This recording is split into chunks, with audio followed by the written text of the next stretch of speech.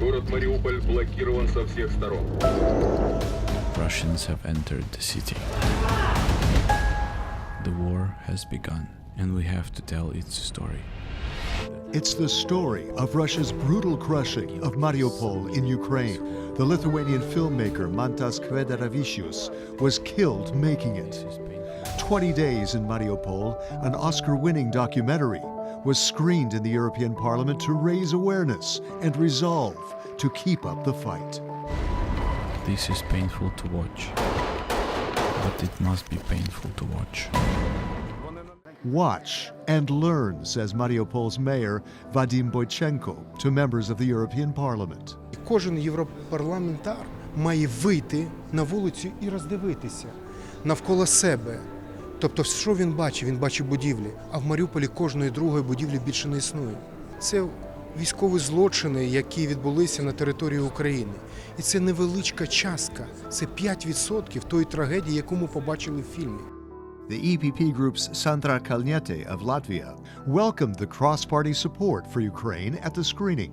This film has to be watched in all parliaments of the member states of European Union to make members of the parliament to understand the urgency of situation, that Ukrainians need our support urgently, that they are dying under the shells coming and missiles coming from Russia, that they need shells, they need ammunition, that they need long-range missiles. And what about aid fatigue among some Europeans? The only ones who really have right to aid fatigue are Ukrainians themselves. They are dying every day. They are dying in front. Civilians are dying from Russian shells and bombings.